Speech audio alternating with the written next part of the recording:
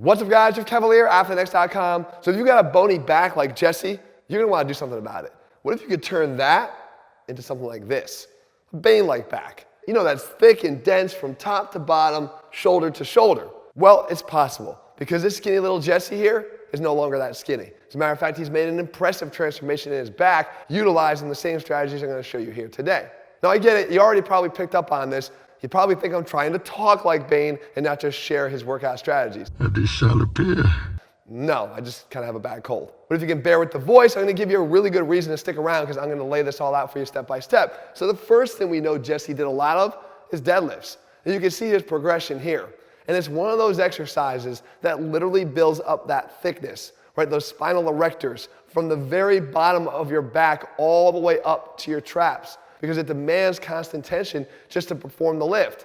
But as the loads got heavier and heavier and heavier, the demand on those muscles becomes bigger and bigger and bigger. Now this exercise is not oftentimes targeted on back day, so it's not gonna be in this specific workout, but it doesn't mean he wasn't working on it. He was either dedicating a day to the lift and that's it, or he'd be working it in on his leg day. But you can tell that when you do this exercise, it is this type of development that you're gonna see. And again, muscles that stand off your back, not just up here in the upper back, but most notably down here in those lumbar paraspinals. But I wanna make this workout more interesting for you because I wanna put you to the test here. I wanna give you a couple decision points to see which one you might pick to determine which one would be better for building up this specific look, that dense thickness. And it starts with the straight arm pushdown. And what I wanna do is put this exercise in a place that you may not have predicted it. See, a lot of times we'll save this exercise for the end of the workout. But when you're trying to build up that dense, thick look, the muscles you're really trying to target are the ones that don't get oftentimes worked enough. They're the muscles in the middle of the back, right? We oftentimes let the lats do the majority of the work, but if we can target the lats first and sort of tire them out a little bit, then those middle back muscles will have to do more of the work. And that's exactly what's happening here. So no this versus that option in terms of exercise versus exercise, but this versus that in terms of where you would place a popular exercise in your back workout. For us, we're placing it right here. The next is gonna be now your first choice. And we lead off with either a lat pull down or a V-handle pull down. If you were trying to build that back like Bane, which one would you do? I'll give you 3 seconds. 1, 2, 3. Well, for us, we're going down here to the V-handle pull down. And there's a reason for it. Because again, when you want to build up those muscles straight up and down the middle of your back, you want to keep your grip a little bit more narrow. Don't think so much about back width here, that will come, but I'm talking about getting some of that more dense muscle from front to back, right? If someone looked at you from the side, could you build more depth? And this version of the exercise is gonna help you to do that. And you can see here that Jesse or myself, we both use this exercise to do exactly that. You start to become a roadmap on your back if you do enough pull downs and you do them the right way. Which then leads into the second exercise in the workout. And this time we're talking about weighted pull-ups or pull-ups. Go ahead. Which one are you doing?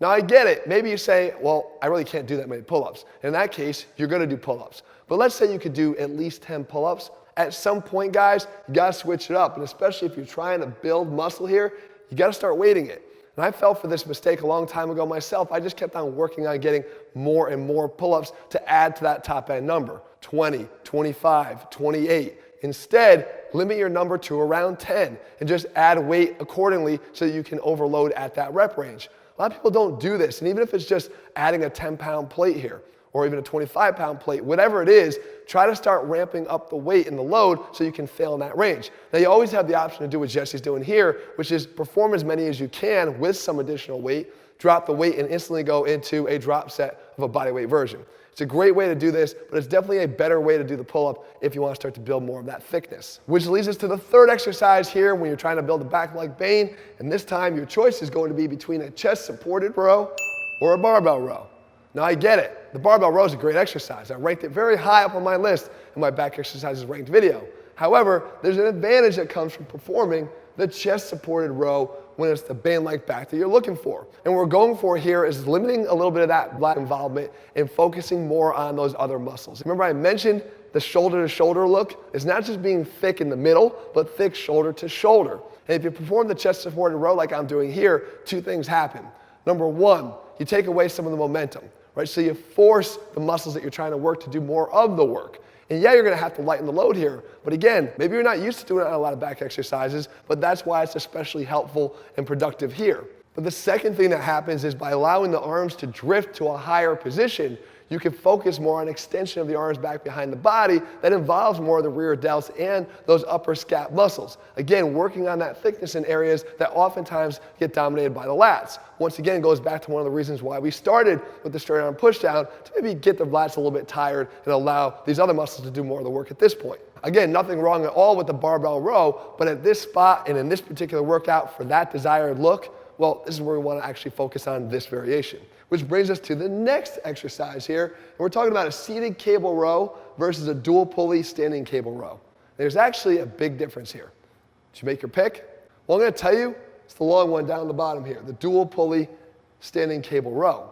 And a few things happen here as well. The first thing, we're up on our feet. Now I get it, when we're trying to create hypertrophy, being on your feet is not always the ideal option. However, when we're trying to train like athletes, we always take that option when we can. But in this case, it actually serves more purposes than just that. You see, when I'm on my feet here with the dual pulley setup, I actually have the ability to get my elbows back behind my body further than I would with any V handle or even the straight bar version of the seated cable variation. That's a good thing, because the more your elbows can get back behind your body, the more you can engage those rear delts. I've actually gone on record before as saying that the seated row or standing row is one of the best exercises you can do for developing thick rear delts. The other thing here is it makes my back more active from the bottom to the top. And what I mean by that is all the muscles posturally have to kick in here to keep you in a proper position to perform the exercise. On a seated cable row, we know it's one of those exercises that oftentimes gets pretty bastardized until it's not even really recognizable anymore what you're doing. If you want to build these muscles up, guys, remember, you want to be able to overload them, but you want to be able to overload them, meaning the smaller muscles, the ones that develop all that rippling muscle in the back that oftentimes get overlooked. And then finally we have some version, you knew it had to be in here, of a shrug, because we're trying to build up those Tom Hardy-like traps that stand way up high at attention. Well, you got two choices here. You can do the dead shrug, which you may not even know about, or the barbell shrug. And given the fact that you probably never heard of the dead shrug before, well, you know that's going to be the winner. I'm going to show you why, though. This dead shrug is going to give us a few different opportunities here. The main difference in performing the exercise with every rep starting off of the floor leading into the shrug versus just going into every shrug from the Hain position is really about involving more of the back like we've been trying to do all along. Again, building those muscles up from the top to the bottom. And again, the weight used here is not heavy, particularly for Jesse, and it shouldn't be for you either. It's just reinforcing proper lumbar positioning, reinforcing isometric contraction of these muscles in the low back and all the way up the spine, and again, culminating in that upper trap activation at the top of every rep. And if you learn to sequence or coordinate the movement into a more powerful movement, then you're actually going to get more effects here too, namely in higher overload. Because with the initiation of the movement from the floor and more total body activation, you'll be able to move more weight, which is a good driver of growth, particularly for the traps. Now listen, do I or Jesse have a back that looks exactly like Bane's? Not really, but not a lot of people do either, especially if you don't have access to maybe all of Tom's training secrets. But it's not going to stop you guys from building an impressive back, and it starts with a really sound workout. You can find it right here, guys, for those that like to take the screenshot and want to take it to the gym with you to give it a shot. I want to make sure you can do that. And if you're starting out with a bony back like Jesse did, or even myself, again, there's hope because we made some progress, and you can too. Now, if you didn't see one of your favorite back exercises and wonder where it ranks, I actually already did that for you. I've got a video that you're going to want to check out right here. If you're looking for a full program, you can find them over at ATHLEAN-X.com. If you haven't done so, guys, you want to see more of these types of videos, click subscribe and turn on those notifications. All right, guys, see you back here soon.